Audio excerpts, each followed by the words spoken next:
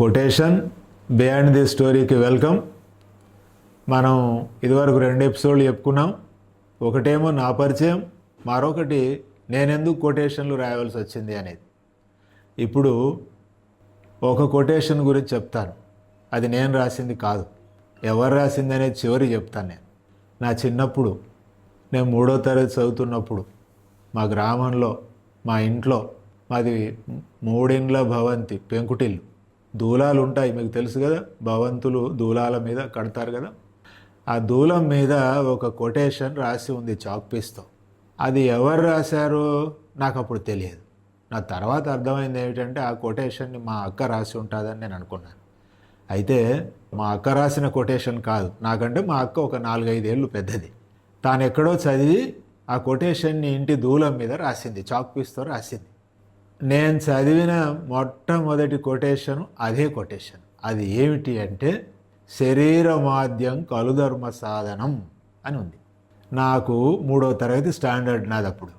శరీరం అనే మాట అర్థమవుతుంది. శరీరమాద్యం కలుధర్మ సాధనం, ఏదో అర్థం కానట్టుగా అది మనసులో పడ్డది ఆనాడు.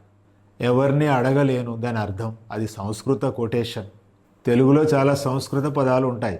కొంచెం అర్థమవుతుంది, ఒక పదం అర్థమవుతుంది, ఇంకొకటి అర్థం కాదు. ఏదో ఉంది ఇందులో, ఏదో కొంచెం అర్థమైంది. ఆ కొటేషను కొంచెం కాలం గడుస్తున్న కొద్దీ, తెలుగులో నేను సాహిత్యాన్ని చదువుకుంటున్న కొద్దీ, ఆ కొటేషను తెలుగు అర్థం ఏమిటంటే, మానవ ధర్మాలను నిర్వర్తించడానికి మనిషికి ఉన్న మొట్టమొదటి సాధనం ఈ శరీరము అంటాడు. శరీరమాద్యం, శరీరమే మొదటిది. దేనికి? కలుధర్మ సాధనం. కలుడు అంటే మానవుడు, ధర్మ సాధనం అంటే మానవ ధర్మాలను నిర్వర్తించడానికి సాధనం ఈ శరీరం. ఈ శరీరం ఉంటేనే మనం అన్నం తింటాము, మద్యం ప్రియులు మద్యం తాగుతారు, పళ్ళు తింటారు, లేదా పనులు చేస్తాం.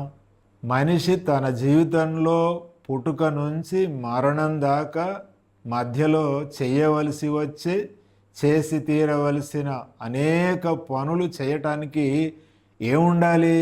శరీరం ఉంటేనే చేస్తాం. ఈ శరీరం అనేది లేకపోతే మనం ఏ పని చేయలేం. అంతవరకే కొటేషన్లో ఉంటుంది, పదాల్లో అంతవరకే ఉంటుంది. కానీ మనకి అది ఆలోచనల్ని ప్రేరేపిస్తాయి. మరి మనం ఏది చేయాలన్నా మనకు శరీరం ఉండాలి. మరి అటువంటి శరీరాన్ని మనం ఎంత జాగ్రత్తగా చూసుకోవాలి?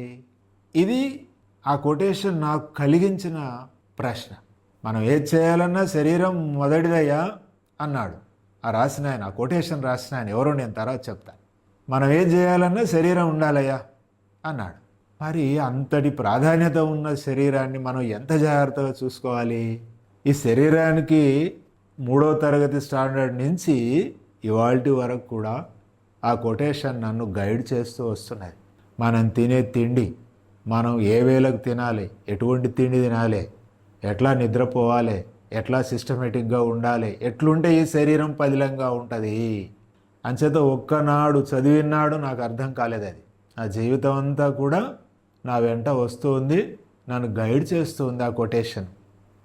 నాకు తర్వాత నేను 2009-10 మధ్య ఈ కొటేషన్లను సేకరించడానికి సంపుటాలు కొనుక్కొని అధ్యయనం చేస్తూ సేకరిస్తున్నప్పుడు తెలిసింది, ఈ శరీరమాద్యం కలుధర్మ సాధనం అనే కొటేషన్ ఎవరిది అనేది నాకు అప్పుడు తెలిసింది. అప్పటికి నా వయసు 58 సంవత్సరాలు.